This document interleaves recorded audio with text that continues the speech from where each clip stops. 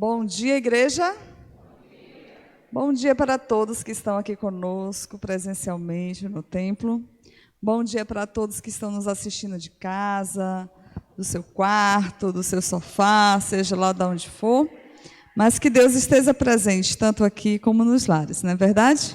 Que Deus possa estar com cada um de nós, nos abraçando, que afinal de contas a gente precisa disso, né? Eu cheguei aqui hoje de manhã e nós estávamos com nossas recepcionistas ali na porta, e aí eu fiz assim, né, para cumprimentá-las, e uma delas disse assim: eu não aguento mais isso.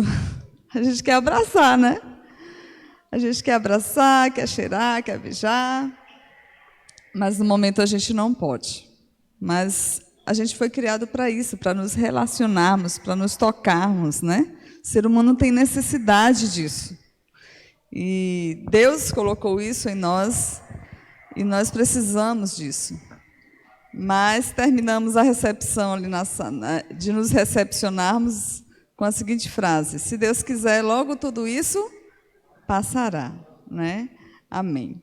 E sinal de que nós estamos vencendo esse momento de dor, de crise, de tristeza para muitos, é que hoje nós podemos nos reunir, muito embora em quantidade menores de membros, mas podemos estar aqui na casa de Deus, né? Então, que possamos nos sentir felizes por essa oportunidade. E eu trouxe nessa manhã para vocês algumas lições da vida de alguém muito especial da Bíblia.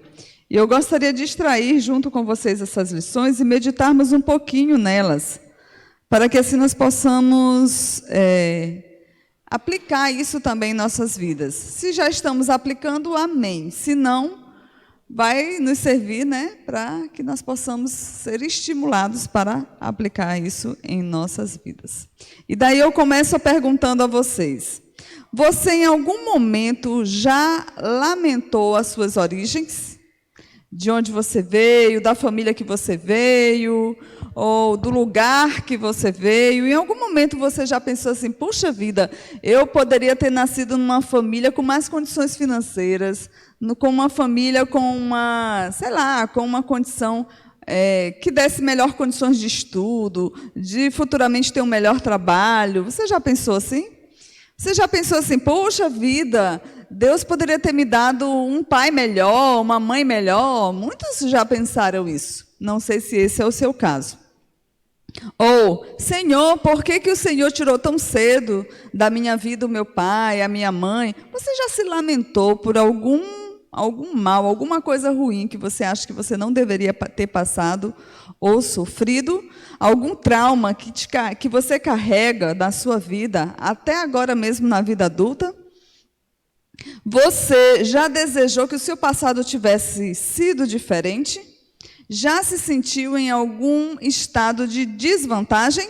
Bem, a nossa personagem de hoje, ela poderia ter feito tudo isso, mas nós vamos ver que as lições que nós podemos extrair da vida dessa mulher, nesta manhã, nos traz uma perspectiva diferente dos fatos, de como a gente pode fazer uma releitura dos fatos e de como a gente pode tornar até mesmo as coisas ruins de nossas vidas, trazer para nós como lições e superarmos e sermos vencedores. Bem, eu acho que vocês já devem saber de quem se trata. Sim, é de Esther. Essa mulher valorosa, essa mulher guerreira, essa mulher temente a Deus e que não temia a ação dos homens.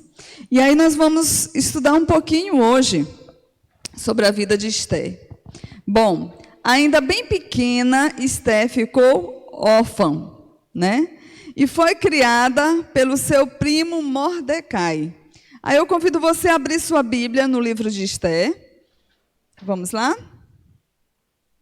Abra sua Bíblia no livro de Esther.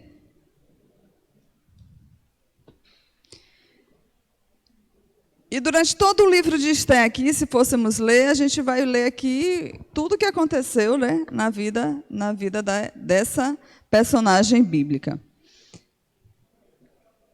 E no capítulo 2, abra sua Bíblia no capítulo 2, versos 5 a 7 diz assim, quero ler com vocês. Ora, Na cidade de Susã havia certo homem judeu, benjamita, chamado Mordecai, filho de Jair, filho de Simei, filho de Quis, que fora transportado de Jerusalém com os exilados, que foram deportados com Jeconias, rei de Judá, a quem Nabucodonosor, rei da Babilônia, havia transportado. Ele, esse homem, criara a Hadassa, que é Ester, filha do seu tio, a qual não tinha pai nem mãe, e era jovem bela, de boa aparência e formosura. Tendo morrido o pai e a mãe, Mordecai a tomara por filha. Bom, aqui a gente tem um resumozinho, né, desse fato aí, do início da vida de Ester. E aí nós queremos passar para a primeira lição que nós vamos tirar nessa manhã da vida dessa mulher. Primeira coisa, mesmo estando vivendo dentro desta realidade, ter se tornado órfã ainda muito cedo, ter sido criada por um primo, né? Alguns dizem que é primo-tio, tio-primo, sei lá, não sei, mas o certo é que a Bíblia diz que era primo, né? Por um primo. Imagine também um ambiente hostil em que Ester vivia, né? Ela fazia parte de um povo que estava num lugar exilado, né? Ou seja, eles viviam em exílio, num ambiente totalmente onde aquele povo era desprezado. Eles eram desprezados. Será que em algum momento da nossa vida a gente também não já se sentiu assim, muito embora a gente não seja um povo exilado? Mas será se lá no seu trabalho, no seu estudo, em algum momento na sua vida, só pelo fato de você ser filho e filha de Deus, servo ou serva de Deus, em algum momento você não já sofreu algum tipo de rejeição? Será se isso não já aconteceu conosco? Comigo já aconteceu. Principalmente no ambiente universitário, os nossos jovens passam muito por isso. E Ester vivia essa realidade. Mas, sabem, eu não consigo imaginar Ester, uma mulher triste, que vivia lamentando, uma moça que vivia choramingando, que se trancava no seu quarto, entrava em depressão e ficava lá lamentando. Eu não consigo enxergar Ester assim. Não consigo. Lá em casa tem uns desenhos bíblicos, eu acho que vocês todos conhecem, passa hoje na Record, tem na internet, e a gente comprou a coleção inteira em DVD para as meninas quando eram pequenas, e elas assistem até hoje, dia de sábado, na hora do almoço. Elas gostam de almoçar dia de sábado, na frente da TV, assistindo esses desenhos. É uma graça. E todo sábado eu digo para elas, vocês ainda não cansaram desses desenhos? Mãe, não tem como cansar. E elas amam o desenho de Ester. E naquele desenho, passa Ester fazendo pão, fazendo comida, entregando para as pessoas na rua, que não têm condições, os moradores de rua, as pessoas mais carentes, ajudando um que está de muleta. O desenho representa muito bem aquilo que nós podemos, a partir da leitura do livro de Ester, imaginar como ela era. Uma menina dinâmica, feliz, mesmo dentro daquela realidade triste em que ela vivia, ela não cruzava os seus braços. Ela fazia a coisa acontecer. Eu imagino Ester assim. Então, eu tomo, e gostaria que nós tomássemos como lição nessa manhã, essa primeira lição. Ester não vivia se lamentando. Ela não vivia se lamentando. Eu imagino a fé daquela moça, uma fé ativa. Uma fé onde ela se tornou uma pessoa de oração, de ação, dentro do meio em que ela vivia. E assim nós precisamos fazer também, queridos irmãos. Nós conhecemos toda a história do livro.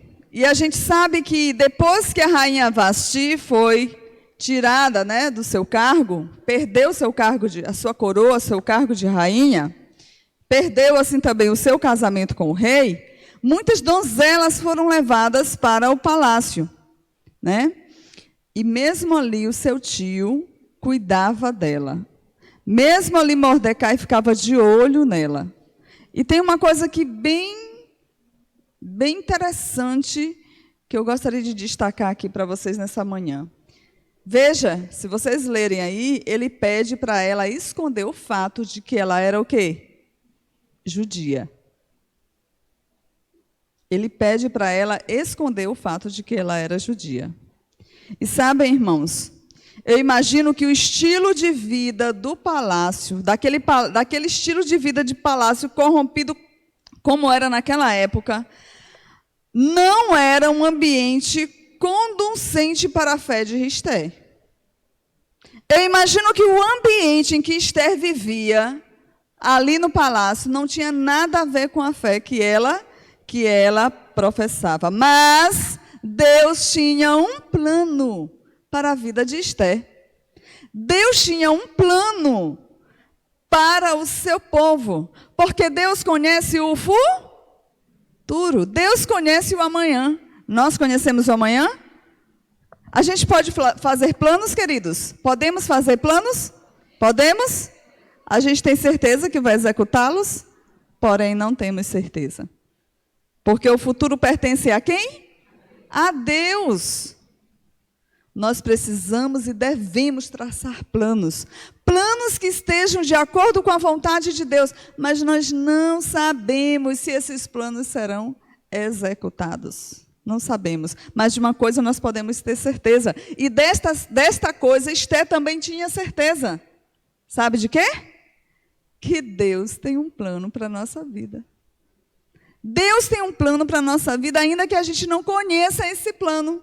Ainda que nós possamos traçar os nossos planos e esses planos não estejam de acordo com a vontade de Deus.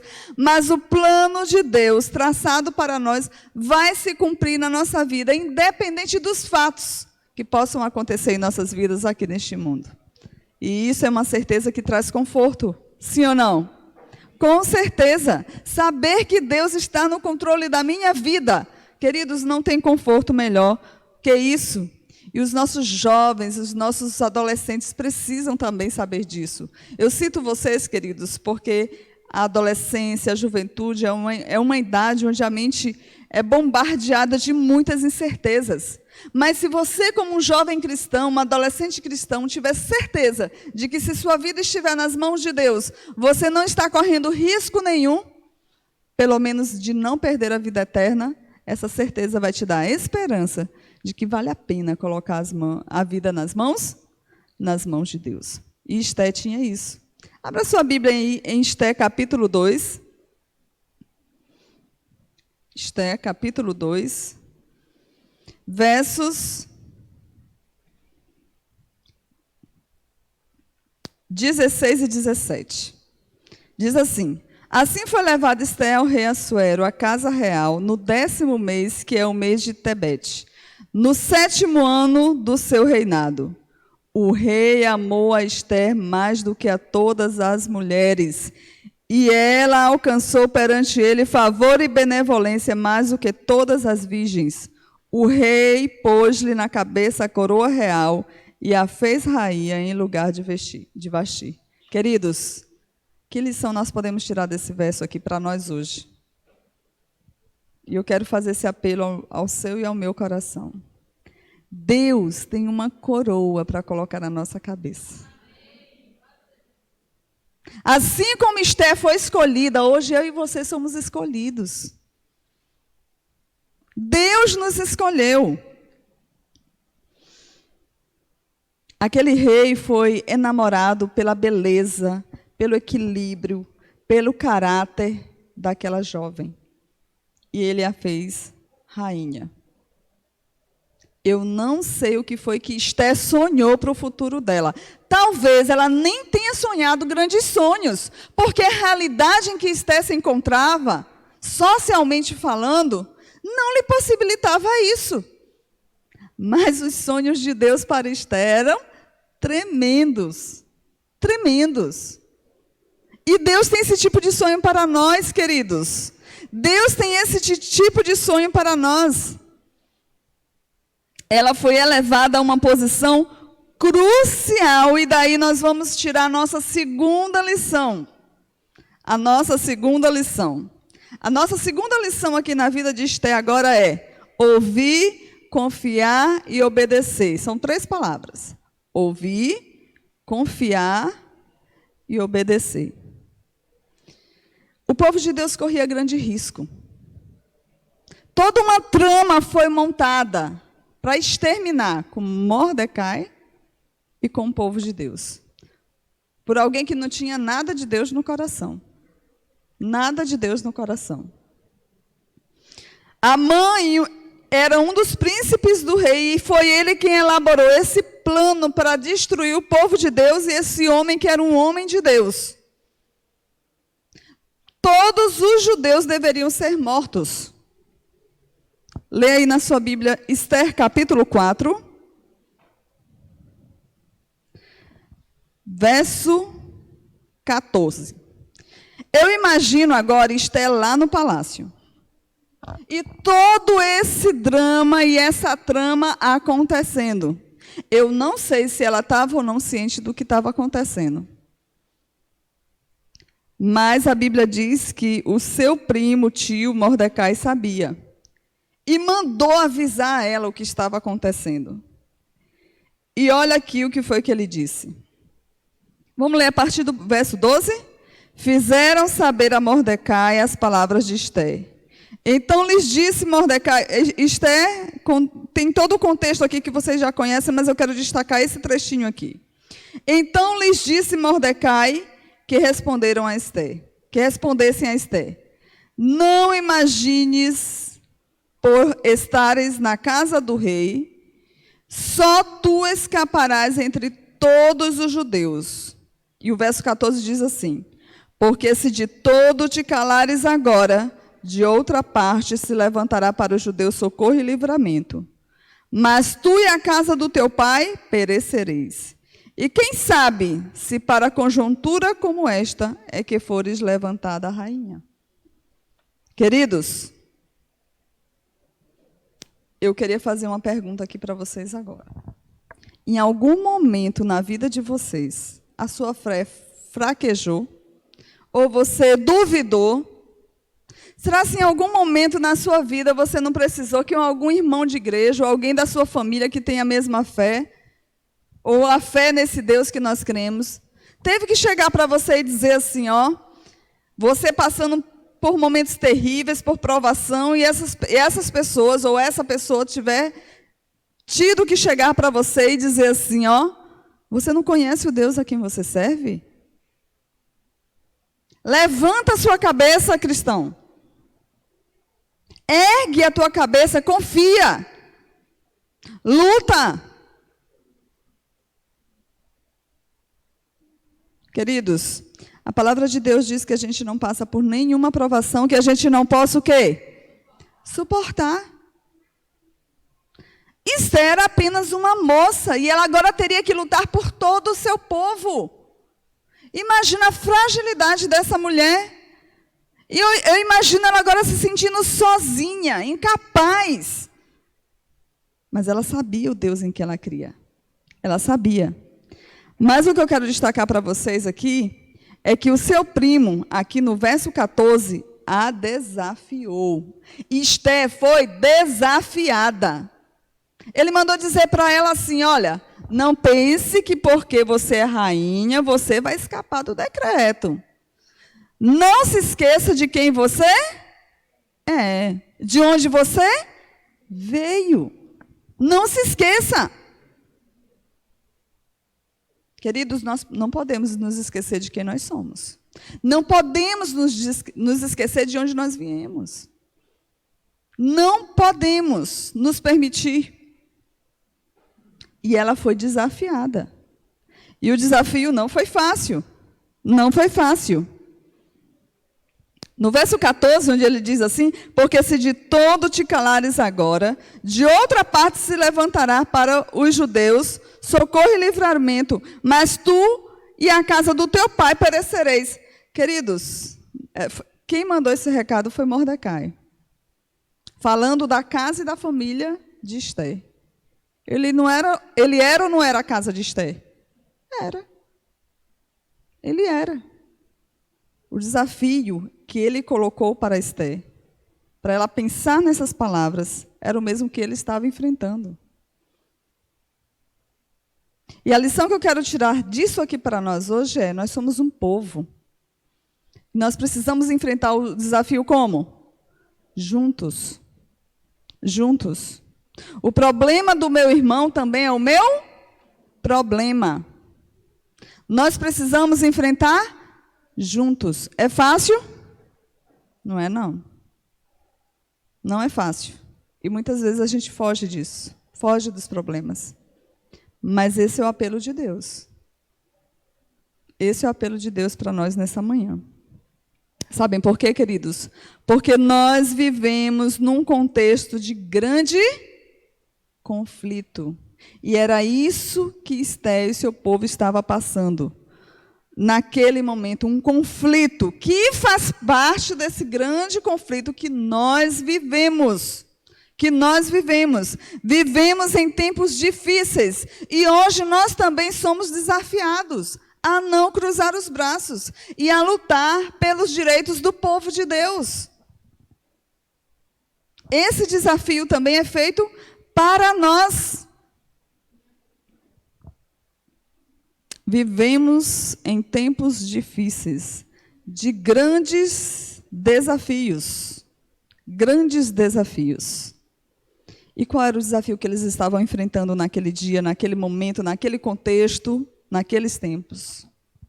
Eles enfrentavam, como povo de Deus, um decreto de morte.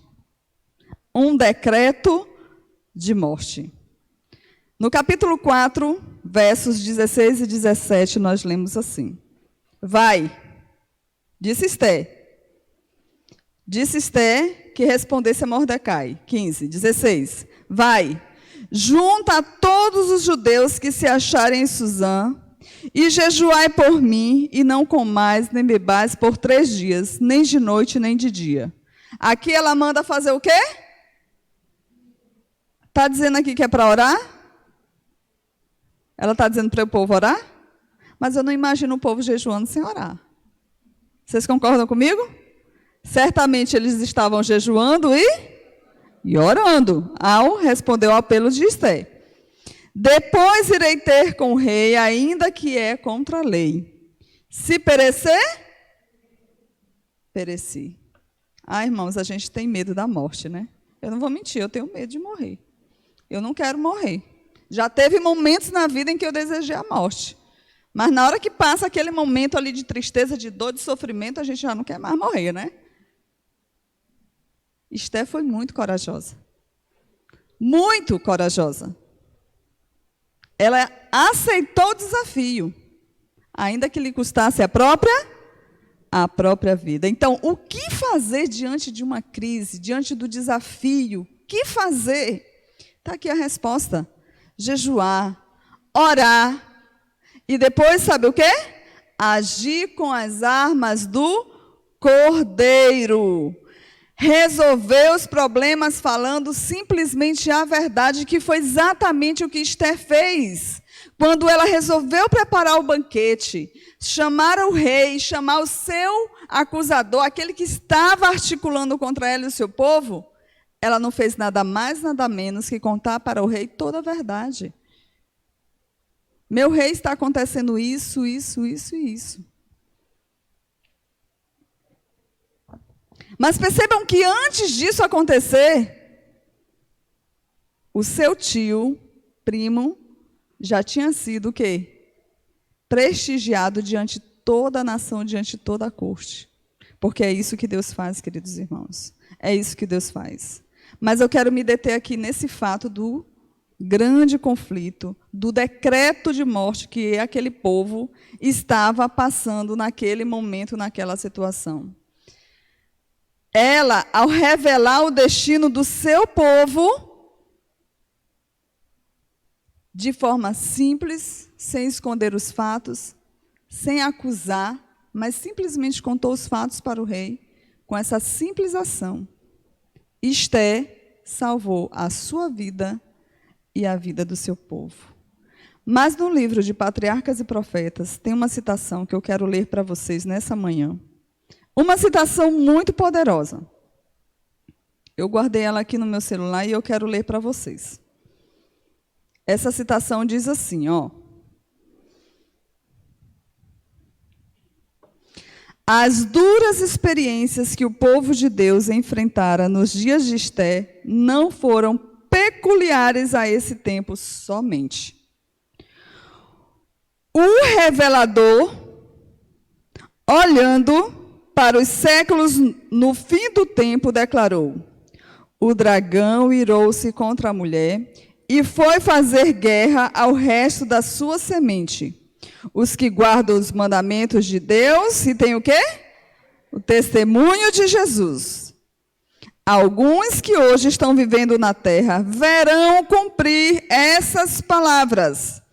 O meu espírito, que nos séculos passados levou os homens a perseguirem a verdadeira igreja, levará no futuro a adoção de uma nova conduta similar para com os que mantêm sua lealdade a Deus. Mesmo agora estão sendo feitos preparativos para esse último grande conflito. O decreto que finalmente sairá contra os remanescentes povo de Deus será muito semelhante ao que Assuero promulgou contra os judeus. Hoje os inimigos da verdadeira igreja veem no pequeno grupo de guardadores do sábado um Mardoqueu à porta. A reverência do povo de Deus por sua lei é uma constante repreensão aos que têm deixado o temor do Senhor e estão pisando o seu sábado. Entenderam aqui? Está sendo tudo preparado para a gente reviver tudo aquilo que o povo passou na época de Esté. E a pergunta que nós fazemos nesta manhã para nós, para todos nós é: nós estamos realmente preparados? Dá para sentir que todos os acontecimentos que nós estamos vivenciando hoje, pandemia, crise na família, na sociedade, nos governos, na economia, na saúde, na segurança, tudo isso são mais que sinais de que Jesus realmente está voltando? De que esse decreto de morte, assim como o povo judeu, no contexto da história de Esté, vivenciou, nós também estamos prestes a vivenciar? Queridos, só nos resta uma coisa. Só nos resta uma coisa. Sabe o quê? Sermos fiéis e esperarmos o reconhecimento de Deus, porque se nós formos fiéis, esse reconhecimento virá. E querem ver como que aconteceu isso na vida de Esté? Capítulo 7, ou melhor, 8, capítulo 8.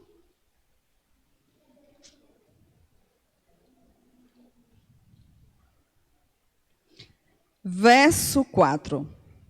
Queridos, eu imagino que se Esté tivesse sido se comportado como alguém histérica, alguém desesperada, chegasse na frente do rei, sem se consagrar, eu imagino que ela não teria conseguido o que ela conseguiu.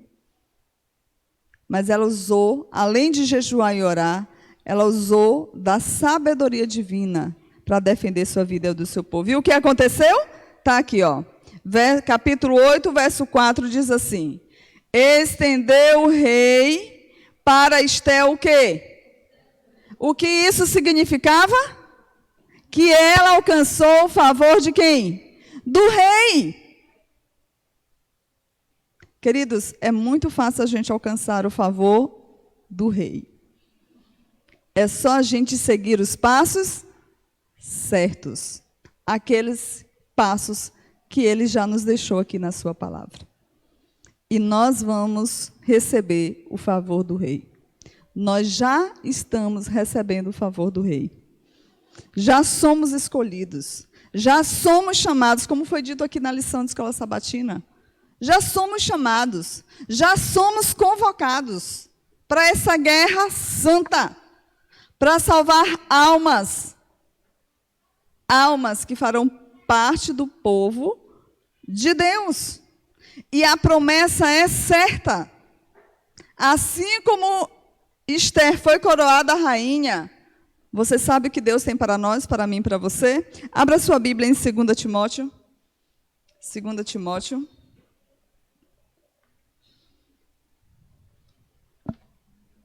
Capítulo 4, verso 8.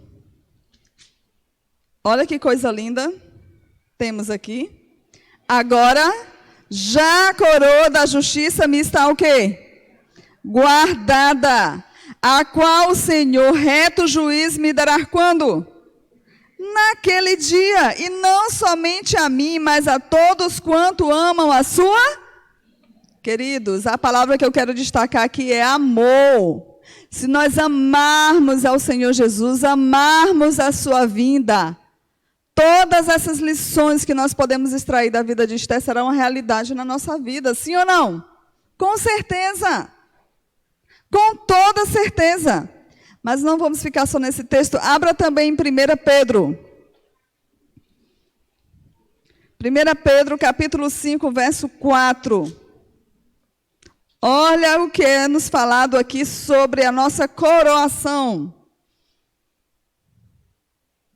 Vamos ler? Ora, logo que o Supremo Pastor se manifestar, recebereis a imarcessível coroa o quê? Ai, como eu desejo. Irmãos, olha, como cada semana que tem passado, a minha oração tem sido: ó, Jesus, por favor, volta logo. Ó, Senhor, por favor, o que ainda está faltando?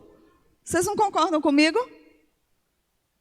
Não tem hora que bate assim aquele desespero: Senhor, por favor, volta logo. E eu tenho feito essa oração, irmãos. Porque, por vezes, o coração da gente está acabado, cansado de tanta coisa ruim. Mas aí me vem à memória algo que pode nos trazer esperança. De que a obra ainda não acabou. De que a nossa missão também ainda não acabou. E de que nós somos chamados, convocados para essa obra, para essa missão. Talvez a gente não pregou como deveríamos ter pregado em 2020, a pandemia talvez não deixou. Não demos os estudos que deveríamos ter dado. Não tivemos os almoços aqui como gostaríamos de ter tido. Não tivemos os passeios que gostaríamos de ter tido. Os encontros, né? Os estudos de lição de escola sabatina, como a gente tanto gosta de fazer todos os sábados. Mas, queridos, às vezes a sensação é de que o mundo realmente se acabou. Eu tive alunos esses dias que me dizem: Pro, eu não tenho vontade de fazer nada. Para mim é como se o mundo tivesse acabado, mas a sensação é essa mesma, de o mundo ter se acabado.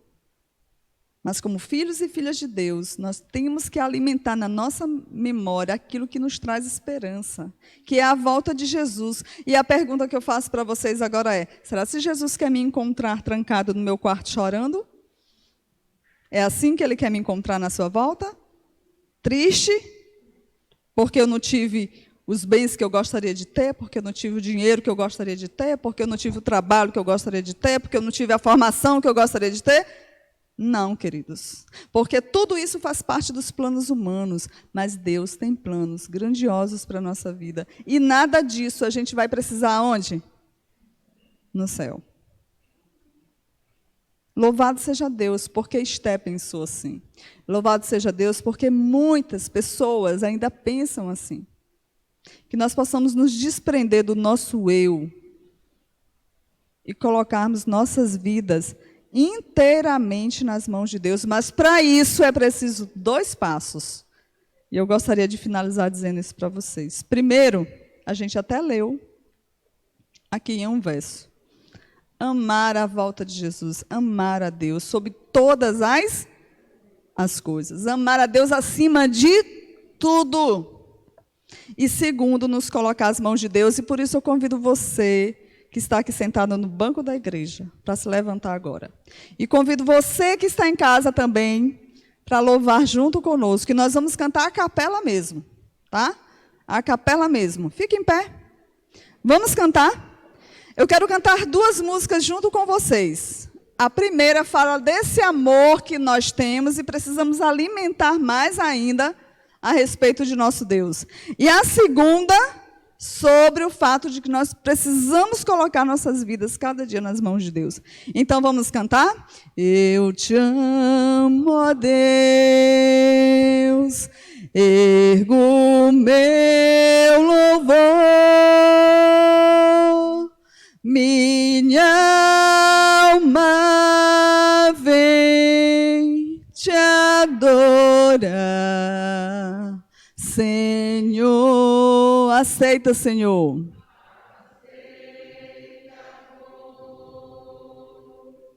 Este meu louvor,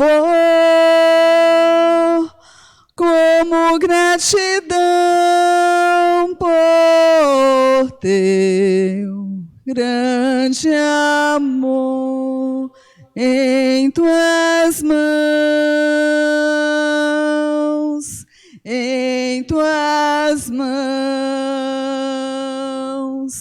Quero, Deus, me colocar em tuas mãos. Vem mostrar-me, ó Senhor, teu carinho e teu amor. Meus temores vou depor em tuas mãos, em tuas mãos, em tuas mãos. Quero, Deus, me colocar em tuas mãos. Esta é minha oração, ter a vida em tuas mãos. Mas pôs meu coração em tuas mãos. Querido Deus, eterno e soberano Pai, porque nós te amamos, porque te reconhecemos como nosso Deus, porque queremos que este amor que está em nossos corações para contigo possa crescer mais e mais. É que nesta manhã, a semelhança de Esther, do seu primo, tio, daquele povo que te serviu no passado, a semelhança deles, ó Pai, também nos colocamos em tuas mãos. Que neste sábado possamos guardar essa mensagem em nossos corações. Salva-nos para ti, Senhor, todos nós, desde os jovens até os idosos, para que juntos um dia possamos estar contigo nas mansões celestiais e recebermos a tão sonhada coroa da glória. Fica conosco, Senhor, neste sábado. Nós te pedimos e agradecemos em nome de Jesus. Amém, Senhor. Amém. Nós não vamos poder despedir a igreja com apertos de mão, mas sintam-se abraçados, sintam-se queridos, primeiro por Deus, segundo por nós. Sairemos aos poucos para não causarmos aglomerações e mantermos o distanciamento social. E que Deus nos abençoe neste sábado, em nome de Jesus. Amém.